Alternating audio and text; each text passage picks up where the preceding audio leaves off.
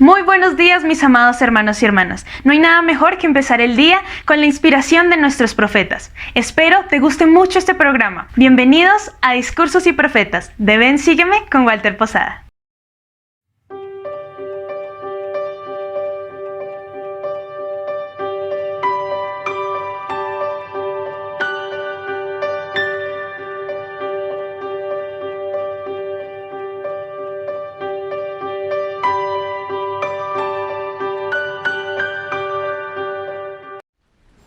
I was wondering if we were going to have a choir number. Yo estaba pensando que a lo mejor íbamos a tener el coro iba a cantar y estaba esperando.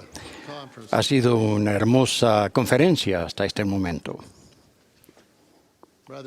Hermanos y hermanas, mientras estudiaba el libro de Mormón recientemente, me llamó la atención una enseñanza del profeta Jacob. Como recordarán, Jacob era uno de los dos hijos del padre Ley, nacidos en el desierto después de que la familia partiera de Jerusalén. Jacob fue testigo de milagros y presenció también la división de su familia causada por la desobediencia y la rebelión. Jacob conocía y amaba a Lamán y a Lemuel, así como conocía y amaba a Nefi, y la disensión entre estos le afectaba profundamente. En lo que a Jacob concernía, no era un asunto de ideología, filosofía o incluso teología. Para él se trataba de la familia. La tierna angustia del alma de Jacob es evidente, ya que le preocupaba enormemente que su pueblo rechazara las palabras de los profetas en cuanto a Cristo y negara el poder de Dios y el don del Espíritu Santo e hiciera irrisión del gran plan de redención. Y entonces, justo antes de despedirse, pronuncia 7 sencillas palabras que constituyen el texto básico de mi mensaje de esta mañana. La súplica de Jacob fue: «Oh, sed prudentes». ¿Qué más puedo decir? Ustedes que son padres y abuelos entienden cómo debió sentirse Jacob en aquel entonces. Él amaba a su pueblo porque además también era su familia. Les había enseñado tan claramente como había podido y con toda la energía de su alma. Les advirtió inequívocamente lo que podía suceder si elegían no entrar por la puerta estrecha y continuar en el camino que es angosto. No sabía qué más decir para advertir, instar, inspirar y motivar. Así que de manera sencilla y profunda dijo: «Oh, sed prudentes». ¿Qué más puedo decir? Me he reunido con miembros de la Iglesia en muchos países del mundo y me impresionan el ánimo y la energía de muchos de ellos. Se está llegando al corazón de la gente y sus vidas están siendo bendecidas. La obra avanza con dinamismo, algo por lo que me siento profundamente agradecido. Sin embargo, veo que los miembros de la Iglesia debemos ser muy prudentes en todo lo que hagamos. El Señor, en su infinita sabiduría, ha ordenado que su Iglesia funcione con un ministerio laico. Eso significa que nos ha mandado velar los unos por los otros y servirnos mutuamente. Debemos amarnos unos a otros como nos aman nuestro Padre Celestial y el Señor Jesucristo. Nuestros llamamientos y nuestras circunstancias varían de cuando en cuando, lo cual nos brinda oportunidades singulares y diversas de servir y progresar. La mayoría de los líderes y maestros de la Iglesia están anhelosamente consagrados en el cumplimiento de sus responsabilidades. Algunos no con tanta eficacia como otros, es cierto, pero casi siempre hay un esfuerzo sincero por ofrecer un servicio cristiano significativo. En ocasiones, hay personas que concentran tanta energía en prestar servicio en la Iglesia que sus vidas se desequilibran y comienzan a creer que los programas que administran son más importantes que las personas a las que sirven. Complican su servicio con florituras y ornamentos innecesarios que ocupan demasiado tiempo, cuestan mucho dinero y absorben muchísima energía. Se niegan a delegar o a permitir que otras personas progresen en sus respectivas responsabilidades. Como consecuencia de dedicar demasiado tiempo y energía a su servicio en la iglesia, los lazos familiares eternos pueden deteriorarse y el rendimiento laboral se ve afectado. Eso no es bueno, desde el punto de vista espiritual ni de otra índole. Si bien puede haber ocasiones en que los llamamientos de la Iglesia requieren mayor esfuerzo y una atención poco común, debemos esforzarnos por mantener el equilibrio de las cosas. Jamás debemos permitir que nuestro servicio sustituya la atención que precisan otras importantes prioridades de nuestra vida. Recuerden el consejo del rey Benjamín: y mirad de que se hagan todas estas cosas con prudencia y orden, porque no se exige que un hombre corra más aprisa de lo que sus fuerzas le permiten. Permítanme sugerirles 6 maneras de servir bien y con prudencia. Primero, céntrense en las personas y en los principios, no en los programas. Una de las cosas más importantes que hacemos mediante el Evangelio de Jesucristo es edificar a las personas. El servir adecuadamente a los demás requiere esfuerzo para comprenderlos como personas, su personalidad, sus puntos fuertes, sus inquietudes, sus esperanzas y sus sueños, a fin de facilitarles la ayuda y el sostén adecuados. Si les soy sincero, es mucho más fácil administrar programas que entender y servir de verdad a la gente.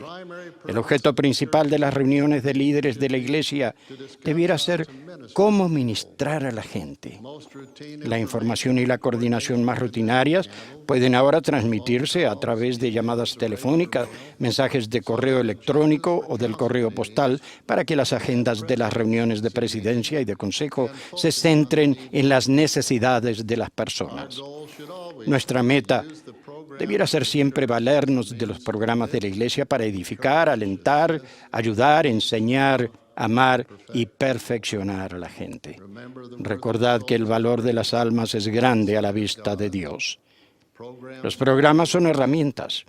Su administración y dotación de personal no debe tener prioridad sobre las necesidades de las personas a las que deben servir y bendecir. Segundo, sean innovadores. Cuando trabajamos para magnificar nuestros llamamientos, debemos buscar la inspiración del Espíritu a fin de solucionar los problemas de la forma que será de más provecho para las personas a las que servimos.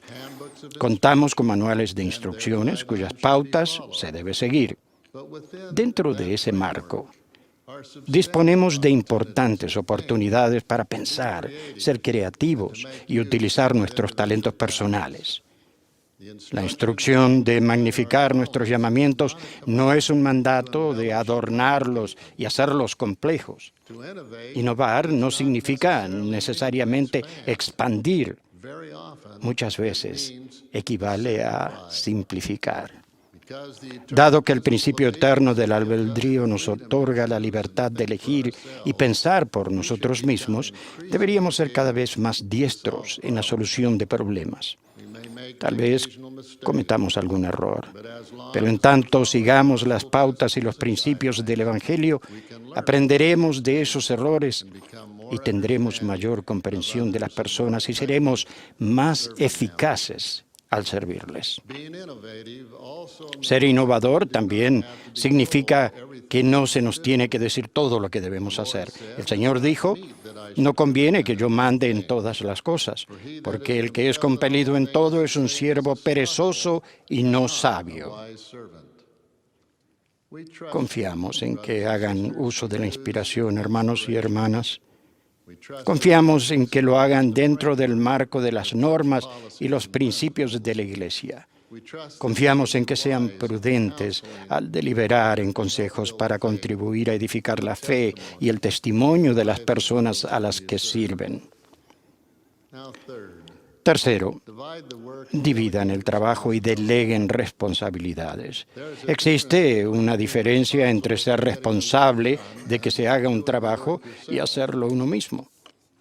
Por ejemplo, ha quedado atrás los días en que el presidente de un quórum de élderes sienta la necesidad de terminar de hacer él mismo las visitas de orientación familiar que los demás no hayan hecho. Esto se aplica igualmente a las presidentas de la Sociedad de Socorro en relación con las maestras visitantes. Eso no solo es imprudente, sino que no es orientación familiar ni visitas de maestras visitantes. La orientación familiar no tiene que ver con cifras ni informes de visitas a los hogares. Las visitas y las cifras no son más que unidades para medir. La orientación familiar tiene que ver con el amor por la gente, con dar servicio y cuidado a los hijos de nuestro Padre Celestial. Es necesario dar asignaciones, delegar responsabilidades y permitir que los miembros cumplan con sus mayordomías de la mejor manera posible. Aconsejen, asesoren, persuadan, motiven, pero no realicen el trabajo por ellos. Permitan a los demás progresar y crecer, aunque ello signifique obtener resultados menos perfectos en los informes. Cuarto, eliminen la culpa. Espero que no haga falta decir que la culpa no es una técnica de motivación apropiada de los líderes y maestros del Evangelio de Jesucristo. Siempre debemos motivar con amor y aprecio sinceros en vez de crear sentimientos de culpa. Me gusta la expresión sorprended a los demás haciendo lo correcto. Aún así, hay personas que tienen sentimientos de culpa debido a su servicio en la iglesia. Esos sentimientos pueden resultar cuando nuestro tiempo y atención se debaten entre las exigencias y las prioridades. Como seres mortales, no nos es posible hacer todo a la vez. Por tanto, debemos hacer todas las cosas con prudencia y orden. Con frecuencia ello implicará desviar provisionalmente nuestra atención de una prioridad a favor de otra. A veces las exigencias familiares requerirán nuestra plena atención, otras veces las responsabilidades laborales serán lo primero, y habrá ocasiones en que así será con los llamamientos de la iglesia.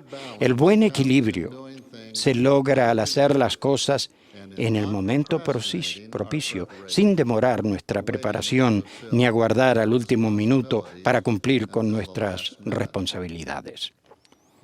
Además de eso, debemos recordar que Cristo vino para erradicar la culpa al perdonar a los que se arrepienten.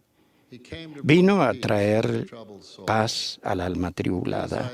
La paz os dejo, Él dijo, mi paz os doy. Yo no os la doy como el mundo la da. No se turbe vuestro corazón, ni tenga miedo.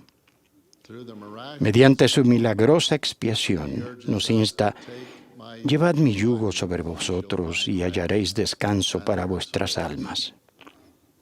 Cuando el poder de la expiación comienza a obrar en nuestra vida, logramos entender que el Salvador ya cargó con el peso de nuestra culpa. Oh, que seamos lo suficientemente sabios para entender, para arrepentirnos según sea necesario y para despojarnos de nuestra culpa. Quinto, con detenimiento, debemos dividir nuestros recursos de tiempo, ingresos, energía e interés. Me gustaría compartir con ustedes un pequeño secreto. Algunos ya lo han descubierto. Si no es así, es tiempo de que lo sepan. No importa cuáles sean las necesidades de su familia ni sus responsabilidades en la iglesia, no existe tal cosa como he terminado. Siempre habrá más para hacer. Siempre habrá otro asunto familiar que exija atención, otra lección que preparar, otra entrevista que realizar, otra reunión a la que asistir.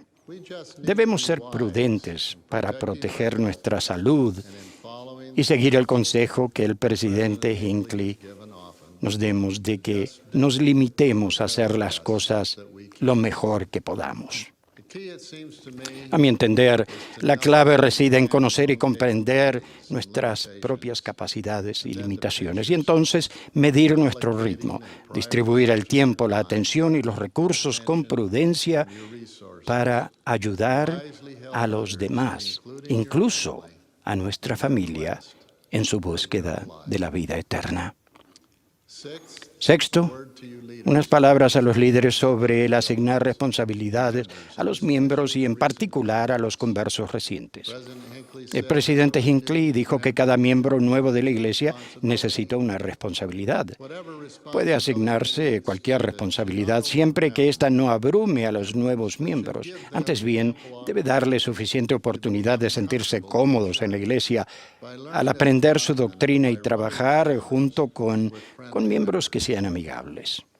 Eso debe anclarlos al Evangelio restaurado, al hacer crecer su testimonio y brindarles un servicio significativo. Hermanos y hermanas, ruego que nos centremos en las maneras sencillas de servir en el reino de Dios, esforzándonos siempre por cambiar vidas, incluida la nuestra.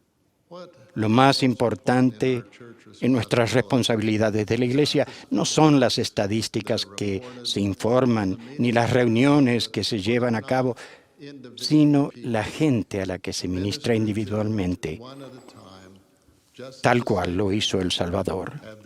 Ha sido edificada, ha recibido aliento y al final ha cambiado. Nuestra labor es ayudar a los demás a hallar la paz y el gozo que solo el Evangelio puede darles. En 6 palabras, Jesús resumió la forma en que podemos lograrlo cuando dijo: si me amáis, guardad mis mandamientos. La actualidad se asemeja mucho a la época de Jacob. Mi consejo es como el de él: que os arrepintáis y vengáis con íntegro propósito de corazón y os alleguéis a Dios como Él se allega a vosotros. Sean prudentes, hermanos y hermanas, con sus familias. Sean prudentes al cumplir con sus llamamientos en la Iglesia. Sean prudentes con su tiempo y al equilibrar todas sus responsabilidades. Oh, sean prudentes, mis hermanos y hermanas. ¿Qué más puedo decir?